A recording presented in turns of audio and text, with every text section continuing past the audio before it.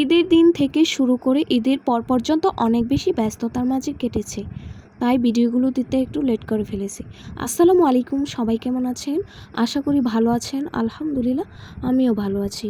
এই যে দেখতে পাচ্ছেন আমাদের বাড়ির ছোট ছোট বিচ্ছু বাহিনীর দলগুলো সুন্দরভাবে সেজে গুজে এসেছে ঈদের সালামি নিতে।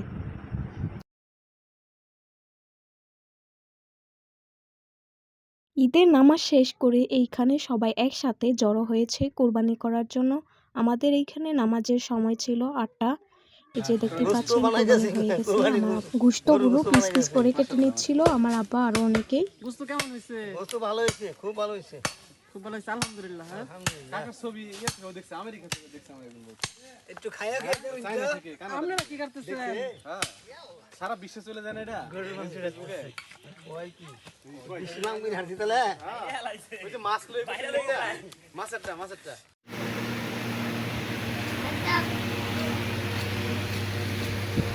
আমাদের সমাজ অনেক বড়, তাই ওইখানে সবাই কোরবানি দেয়।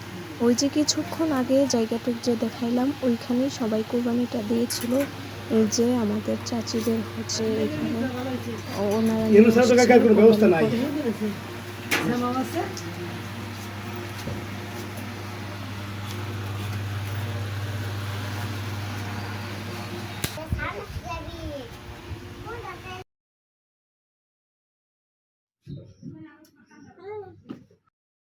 আপনারা জানেন ঈদের দিন কি পরিমাণে গরম ছিল। কিছুক্ষণ পর পর আব্বা যাচ্ছিল আর গরু গোশত নিয়ে আসছিল।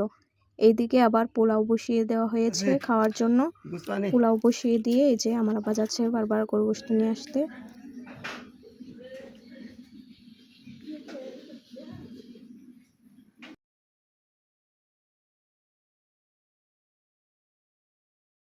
মাখিয়ে এক পাতিল গরুর গোশত বসিয়ে দেওয়া হয়েছে। এদিকে পোলাও হয়ে গেছে, এখন গরুর গোশত যে বসিয়ে দেওয়া হয়েছে। আর আমার আপা এই যে কালার গোশত আর অনেকগুলা কি গোশত নিয়ে আসছে রান্না করার জন্য। আগে গরুর গোশত দিয়েছিল, সেই গোশতটুকু রান্না করা হয়েছে। দেখতে পাচ্ছেন গোশত রান্না হয়ে গেছে। এখন হচ্ছে আমাদের গাছ থেকে লেবু ছিঁড়ে নেব।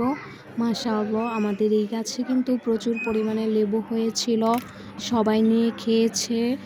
অনেক কাগজি লেবু বলে এইগুলা হয়েছিল, এখনো আছে মাশাআল্লাহ। গোশত নিয়ে আসার পরই আমাদের আত্মীয় স্বজন সবার বাসায় প্যাকেট করে দেওয়া হয়েছিল। কুরবানি গোশত খাইতেছে গো, আল্লাহ খাইতেছে।